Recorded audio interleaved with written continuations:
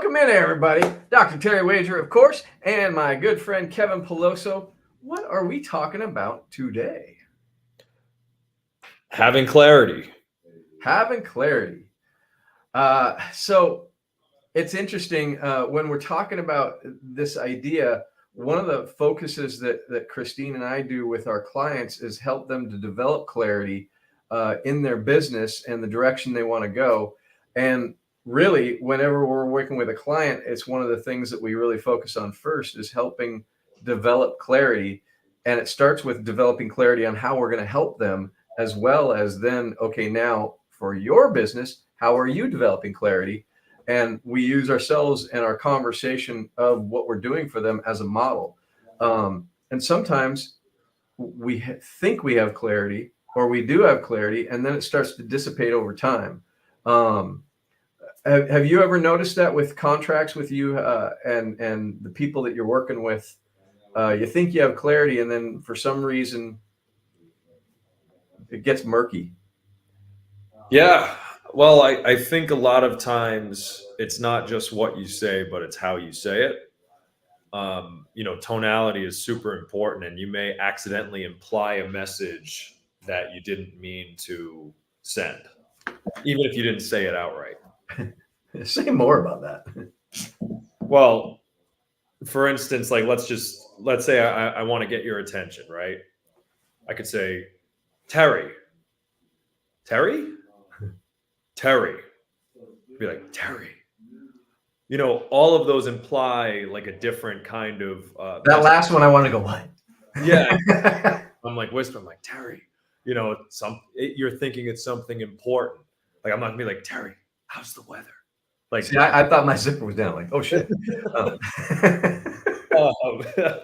But it's important. I honestly, the contract that we had that went sideways, that project that was nuts with the couple we mentioned a while ago, I think a lot of it had to do with that. I watch sometimes even the way like we'll describe things like our team, and I'll notice like we accidentally imply something that wasn't said, or something that needed to be implied that wasn't, because of tonality. So I think it plays an important role. So you may think you're providing clarity, but you might, to the point of the title, like you might have clarity, but the client may not be able to see. Yeah, I think that happens a lot. And the other thing that I think happens a lot is we provide clarity that we're clear on, but the words I speak sometimes aren't the words that other people hear based on the interpretation of the message. And Right. so I say I can help A, B, and C, and they interpret the A, B, and C differently than what I was putting it out there. And you may experience that a lot with building. And that goes to the like the tonality point is like, you could explain A, B, and C with the exact same words and have, 3 totally different meanings based on how you say it. I know that's one portion of it, but it's also body language, that sort of thing. Sure. Percentages, most communication is through body language, right? I don't know what the percentage is. Yeah, I mean, everybody loves to say there's a percentage. It's really high, and I think that the NLP people that talk a lot about that and want to sell their NLP programs talk about like 87% is body language. Well, I don't know about that, but that's the percentage they give. I think that there is a high degree of body language, expression, tonality that goes into the clarity of a message. But then even if it's written in an email, it still can be misconstrued. And so I think that the bigger problem that we have is not that the tonality is off, but we just make up our own understanding of what those messages are and what they mean based on how much I want to go along with the program, or I want what I want when I want it. And so a lot of times I think clarity has to do with how much I want what I want. What do you think of that? So it's more along the lines of like not understanding your audience because you're too focused on what you're looking for? Or your audience is too focused on what they're wanting so that they read into or listen to or misconstrue what's being said. Right. And So it's so side. it's the other side. And so a lot of times I think we're so focused, and I know I have this crazy model of the human being. I don't know where it is right now, but that crazy model, I used to show it to all kinds of people because I was so interested in the model, but they're interested in their problems. They're not interested in my model. They're not interested in what I'm offering. They're interested in their issue. And so if I'm going and talking to them from my point of view or my perspective or my model or my solution, well, if I haven't addressed their situation, then there's no clarity because I didn't take the time to really understand what they're asking or what they're wanting or what they're needing or where they're coming from with whatever their issue is. And so it's almost like two ships passing in the night rather than hitting the nail on the head. But we used similar words, so we thought we made sense. We thought we made connection, but we just passed each other with the same words involved. And whether tonality is there or not, if I'm coming to you for a remodel and I'm really focused on this particular way I want it done or this particular thing, and you're like, that's not going to work out that way, it doesn't mean that I still don't want it and I'm still disappointed when I didn't get it. And then it's your fault because you said you'd do the remodel. Well, yeah, but I said I couldn't do that. Yeah, but you said you do the remodel and I really want it this way. I wanted a floating room. Well, we can't make a floating room. Well, that's what I wanted. And so it honestly, I think that all human beings have a very high degree within them of spoiled brat, which is a mean thing to say, but I think all of us, including me, and if I don't get my way, the way I want it, when I want it, how I want it, I have disappointment that I have to deal with. And I think everybody has different levels that they can deal with their disappointment, but it doesn't mean that they don't have it. And I think a lot of the missed clarity is from these expectations that we have that haven't been addressed because I didn't know I was supposed to say it out loud. And so I have these expectations that are secret to me and even secret from me. But if you don't meet them, and I actually used to talk about this a lot when I was working in therapy, because one of the biggest problems that people have in interactions with people is that we have unrealistic expectations. And it's not unrealistic expectation necessarily, but it's unspoken unrealistic expectation. Because the unrealistic expectations spoken can be dealt with, but the ones that aren't spoken are the problem. And so I have these unrealistic expectations that aren't spoken because one, I don't know about it, and two, or I'm not aware that I have it, and two, you're not aware I have it because we seem like we're on the same page. But and my little shtick I had was I'd have this invisible notepad and an invisible pen, and I'd put the expectation on you. I'd write it down. I'd put the sticky thing on your back, and you'd be walking around with this expectation that I have that you're going to fail at because I never told you about it, and I really didn't know it. It's just when it doesn't show up, now I'm mad. And I don't really know why. I just think you did it on purpose. But I can't even pinpoint it. It's like it's unrealistic as long as it's unspoken.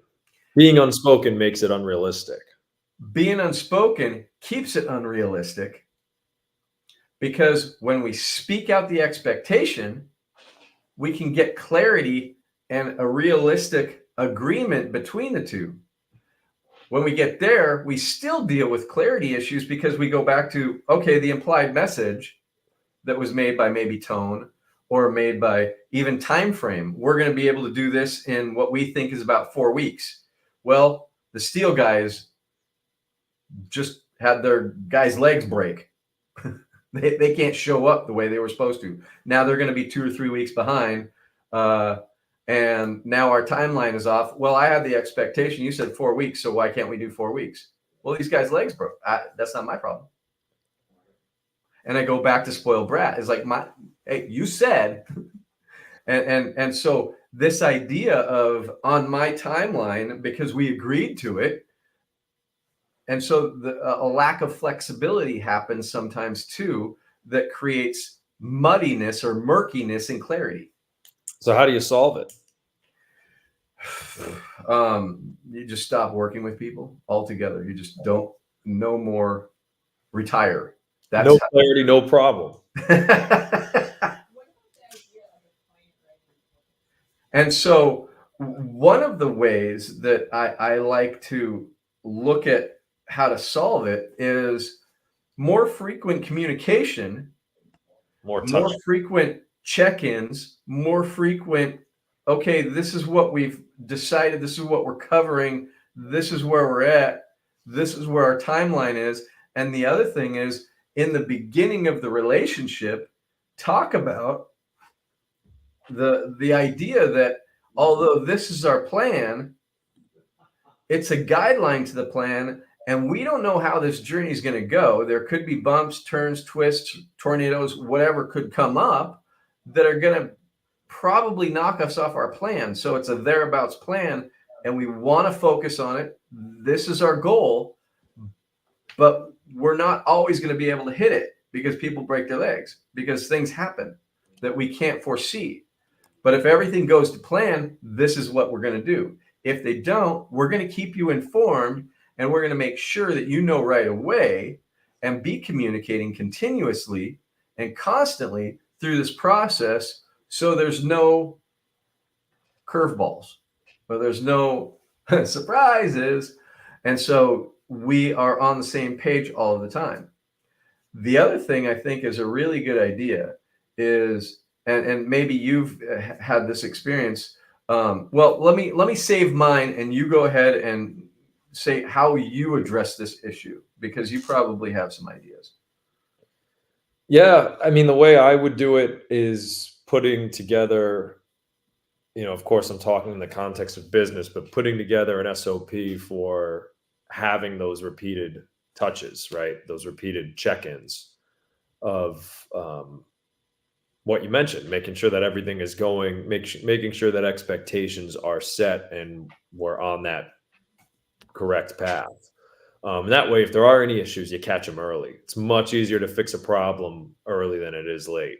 Right. And so that kind of goes to our question too, which is the idea of how we handle these different, how we behave, how we actually are going to handle the communication, and if we get off track, or if we, and so we know that there's a process that we've both agreed to, or that we've all agreed to, in how to deal with if we lose clarity.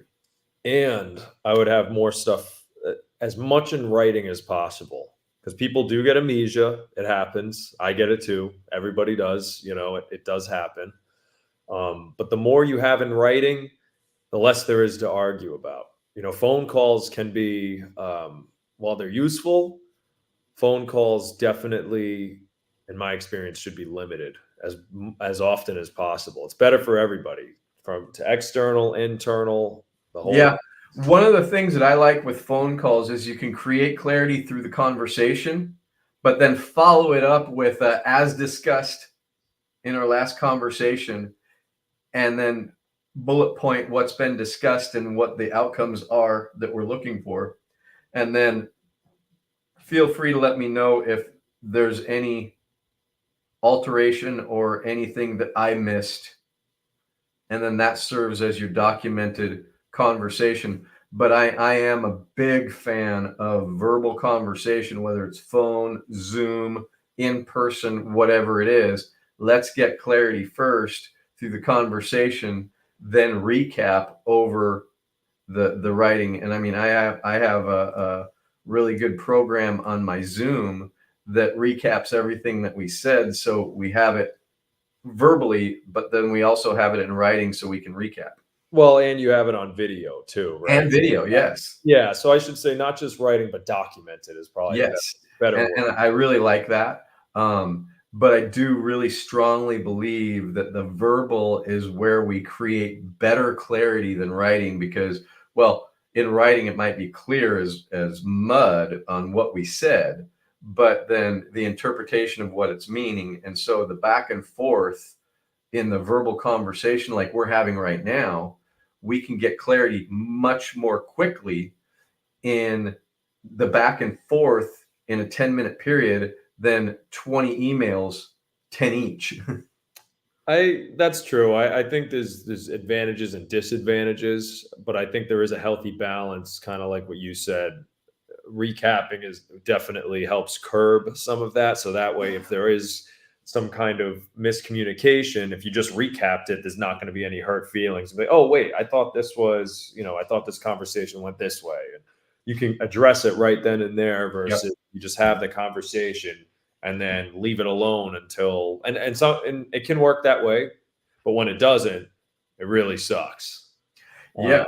absolutely. And one of the things that I tend to do with especially in the proposal process when I'm starting work with clients, instead of me coming up with the objectives that they want to hit and the value that I think they're worth, I have them come up with the objectives that they want to hit and what's going to happen if they don't, and what the value of accomplishing those objectives are.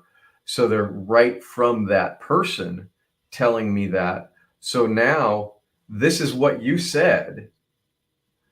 Is this accurate? Yes. Great. Now we have pretty much clarity. And then there's always the modifiers of when you said this, does it mean this or that? Or does it mean something completely different than what I was thinking? And so we get really, really clear, to use that word way too much, on what is being said, what is expected, what happens if we don't meet that, what happens if we do for the client, right? What happens if the client actually meets that? Well, they have this, this, and this. What happens if they don't? These are the problems. Okay, so we want to really address this. Yes, we do. And it makes it much easier for them to see the path of where they want to go and what's at stake if they don't take action. And so when we do that, we have found that the communication is much more clear, and we don't have a whole lot of people backing up and going, well, you said, or when you said this, we thought this, because it's no, client, when you said this, this is what we agreed to, correct? It's right here, you said it. And especially my software, it shows who said what. And so we can see that they said. And so it creates a lot more clarity, and it also creates a lot more accountability. It's like, this is what we agreed to, isn't it? Do you think we ultimately, even if it's not effective right away, do you think it's useful to ultimately move towards more written communication versus verbal? I honestly don't. I think that we have moved way too far away from verbal communication because we have texting and we have email and we have all of these, and social media.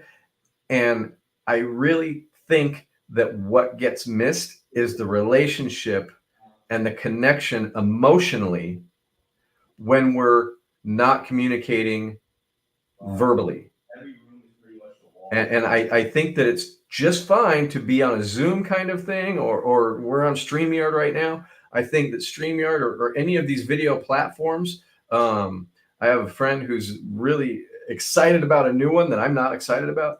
But we always have these new platforms. I think the being able to see eye to eye, being able to convey what we're talking about and connect with the person emotionally through this kind of thing is absolutely necessary to create the connection and to create the clarity.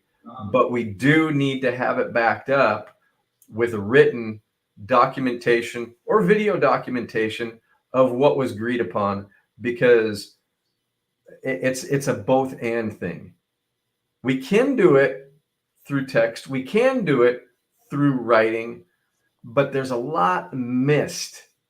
It's kind of like a pen pal that you've really never met, or you only met one or two times. It doesn't feel the same as if I'm meeting you on a much regular basis. Could it be, do you think it's possible to have too much verbal communication? It's an interesting question. And the way I kind of would answer that, and this is just my opinion, of course, and it's probably the right one because it's mine, right one for me. But I don't think that there's ever too much verbal communication of clarity to get clarity. But if the verbal communication turns into procrastination or avoidance of the activity that we need to be doing, then yes. And so if the verbal communication, we're getting on the call all the time to talk about stuff, but never actually take action, then we're procrastinating in the guise of clarity or in the guise of getting better understanding. And what we're really doing is just trying to not have to do work. And well, I really like what we're doing. We never get anywhere, but it's fun. And so that's what I see could happen. Is it always devolves into a shoot the breeze session rather than a tactical action oriented. What are we going to do next? What's most important right now? Kind of conversation. I love a good shoot the breeze session. Oh, I do too. Absolutely. I found that that assessment that we use, the working genius assessment, there's one group of people that really love shooting the breeze, and that is the galvanizers, which you and I are both. However, if there's no action behind it, clarity doesn't matter, does it? Right. You're just kind of spinning your wheels. Yeah, we're very clear on the vision that we might do. Another one for you. Yeah. I think you could have too much clarity. I do not think you could have too much clarity. Really? I don't think you could have too much clarity, because if you have too much clarity, you also have a lot of speed in action, because clarity creates action. I have to respectfully disagree on that one, Terry. Share. I think you can have, I think a lot of clarity is important, but I do think it can get overwhelming if you get too much into the weeds or the details. If you have too much clarity, and I use my business as an example of that. For example, when we're providing quotes, we don't provide breakdowns, like price by price breakdowns. We break down the work, but we don't equate a number to each piece of the work.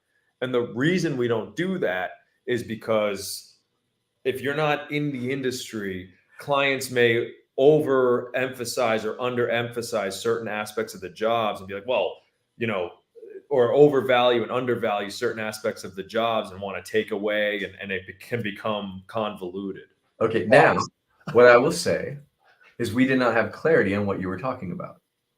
I was thinking more on the more job specific kind of what we're going to be doing, not how we're going to be doing it, clarity. Right. And so in that case, yeah, numbers would scare them, or it would be where we could pick it apart. A lot of people love to go to me, and they move from seeking clarity to getting rigidity or to getting certainty about things. Right. And a lot of people, for some reason, love to figure out what my hourly spend would be if they pay my fee, and they break me down into hourly rate. And it's like, I'm not hourly. You can't. Or even like with certain like topics, like it'd be an example, like your emotions sheet. Right. Like, well, how did you choose that emotion? How did you choose that emotion? Like it may become unneeded, or it's like analysis paralysis. Like you need all this information and it may not be that useful to you. Like it's too much clarity. Absolutely. Well, and I wouldn't say it's too much clarity. I would say it's actually, and I like this because I don't think it's too much clarity. I think it's muddying the clarity by either too much detail that doesn't matter. So we're actually removing clarity by muddying the water with distraction. So you would separate information and clarity. They're not one and the same. Information can help you gain clarity, but too much information can also take away clarity. Absolutely. That's a great way to put it. Very, very true. Because let's face it, our minds are meant to create questions and look and assess situations. And most of the time we're doing it from a protective strategy, or protecting ourselves. So what you mean is this, and we're trying to figure out what all this means to protect ourselves. We're not gaining clarity. We're trying to throw up roadblocks, or we're trying to make sure that we got the situation right. And so we use distraction, to magic, to think we're making clarity, but we're really actually just muddying the water. And it's kind of a test of the other person to see if they're going to become muddied or they're going to stay clear. Yeah, it's interesting because even with myself, and it sounds weird, but a lot of times I actually prefer less information or more condensed information. Like, it's funny when John is when going through, like, we're figuring out how to get better and better estimates, right, and our systems for getting there. And it's funny because, and John loves he loves doing this. He loves working with the spreadsheets and he loves explaining it. And he'll have me come over and he'll start to explain it. And Vinny's like, he'll turn in his chair. He's like, don't even bother. He's like, tell him at the end. It's not worth it. And it's kind of right, because the thing is, I mean, in this case, I trust John's judgment. And plus, I have enough of a concept where I can tie it together at the end versus, like, if I'm like figuring out, if I'm seeing what each formula means or what each formula is, like, I don't really need to see that. As long as I have. All right, let's talk about this for a minute, because it's very interesting, with the working genius and clarity, right? Giving you a lot of details as a wanderer, you're going to start having more questions that muddy the clarity. But somebody with a genius and tenacity is going to want more details to have more clarity. Oh, that's funny. Yeah, that makes sense. Like with Vinny, he actually enjoys seeing. He's like, I got to know everything about it.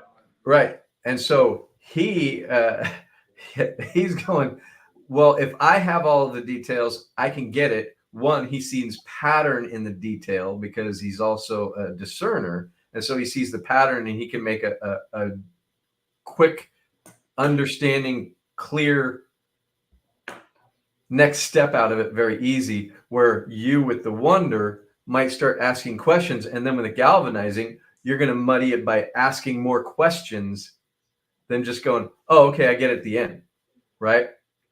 Where John has a wonder and discernment, where he's going to actually have some of the wonder questions too, but his way of spreadsheets helps him to quell his wonder and really use the pattern to make decisions quickly on things and have more clarity in that.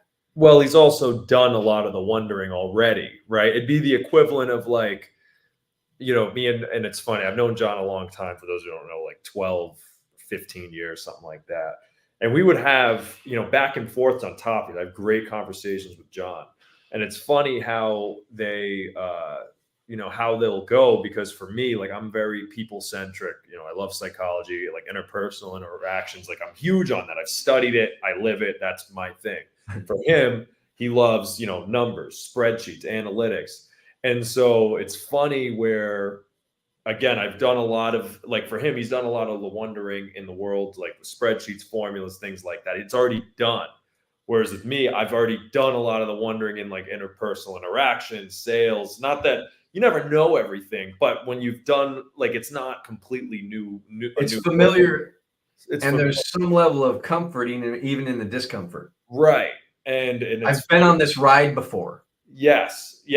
And, like, for, John, for example, if we were to get into a topic about, like, how sales work and how how these interactions should go, like, it would turn into, it'd be very exploratory, but for me, I'd probably be like, we like, it's unnecessary. And it's the equivalent of me going asking unnecessary questions on, like, his spreadsheet kind of thing, or, like, getting into the detail on that's already been figured out. It's an interesting kind of it absolutely is. And so taking into account how people receive information and how they process it, what area of working genius they might be. If you haven't had the assessment, reach out. We'll hook you up so you kind of understand what we're talking about.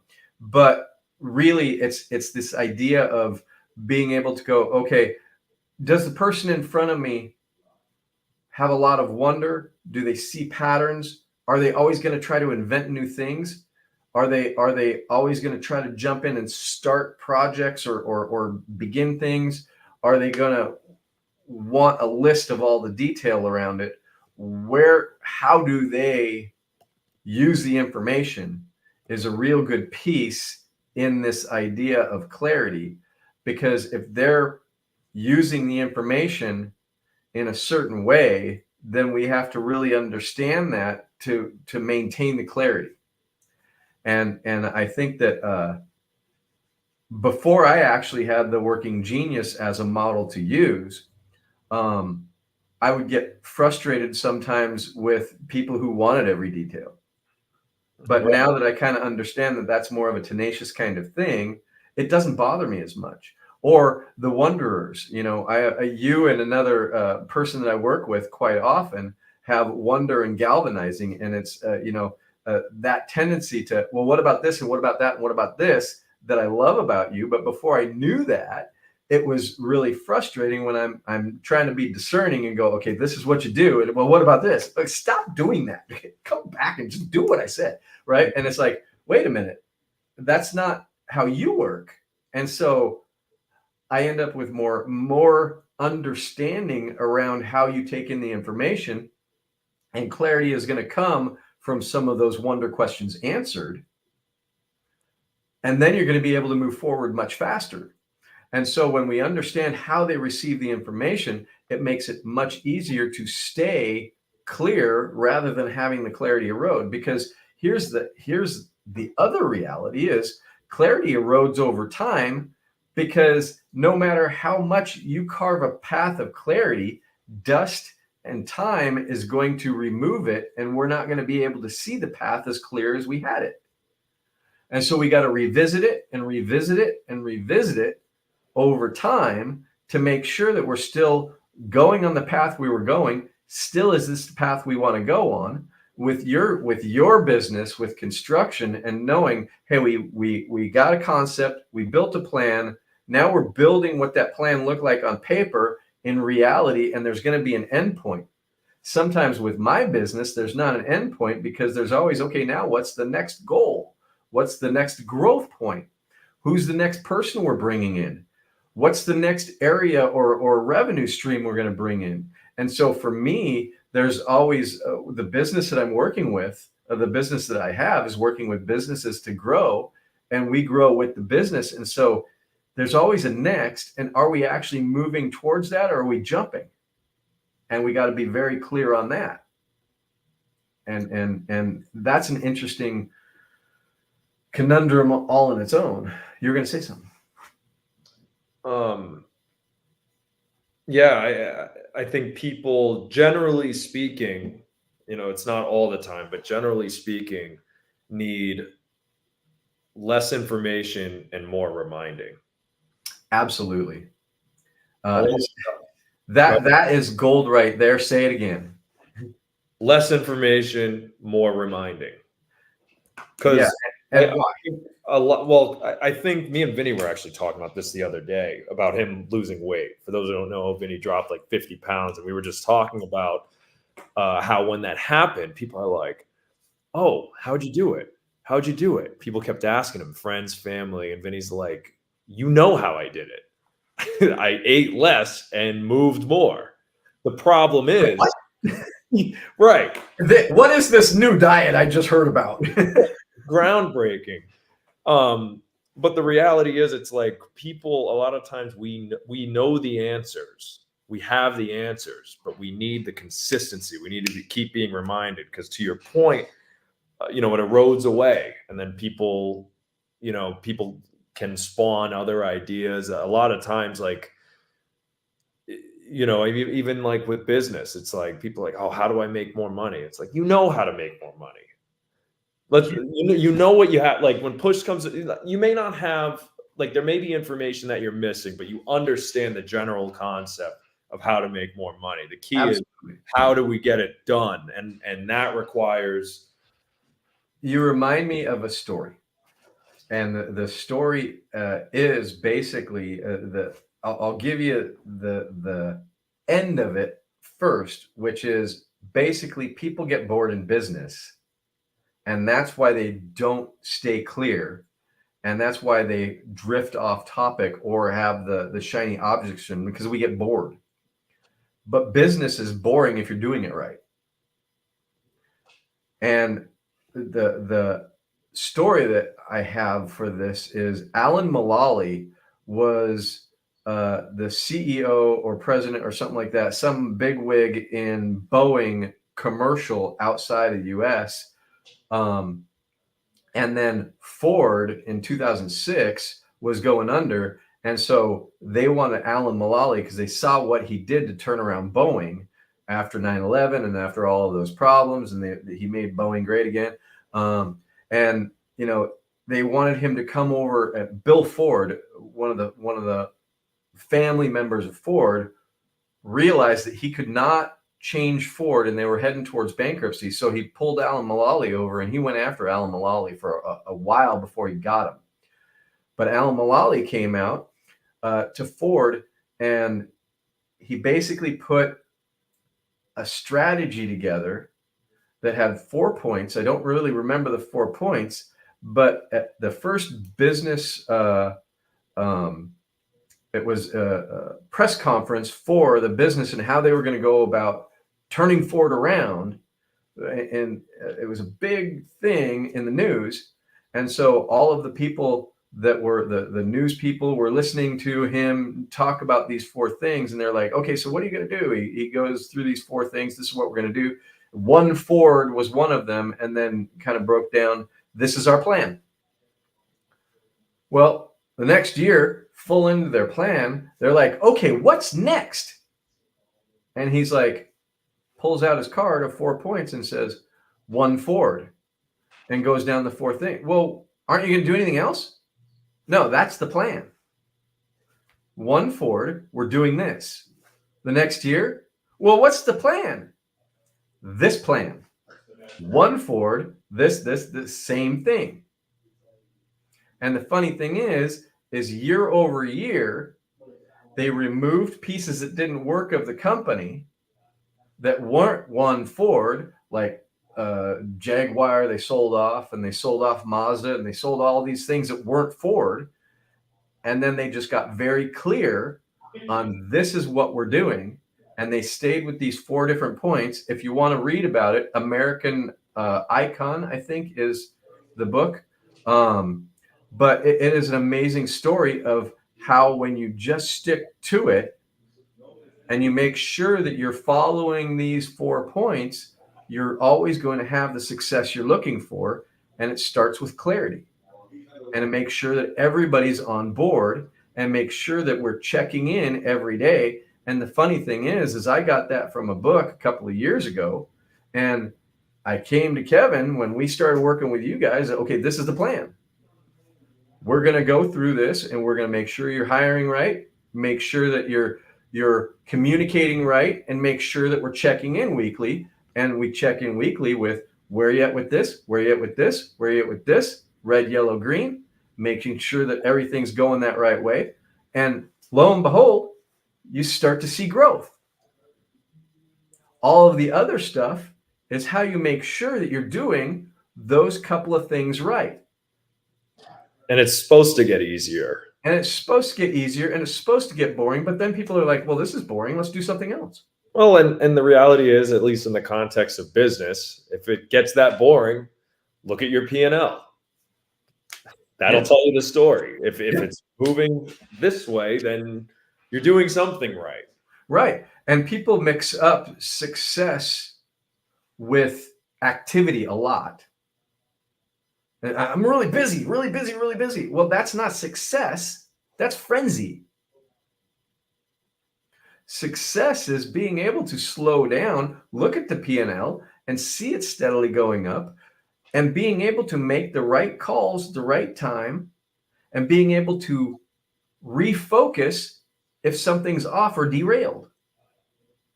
But that all comes from clarity, and clarity comes from communicating all of the expectations and making sure if we have some kind of unrealistic, unspoken expectation, we get it out there and discuss it and bring it to the light of day and come to agreement and alignment on what we're going to do with each one of those things. And like you said, I loved it, and we'll probably be able to end with this, is the idea of, shoot, now I forgot what you said, but you said it really well just a minute ago. The Less information equals more clarity. less Less information and more reminding. That's it. That was exactly it. I'm glad you reminded me. Less information in, more reminding about what we're doing. What's the plan? Here's the reminder. And when we can do that, we stay clear. I like it. All right. Well, we'll see you guys next week. Thank you, everybody, for listening.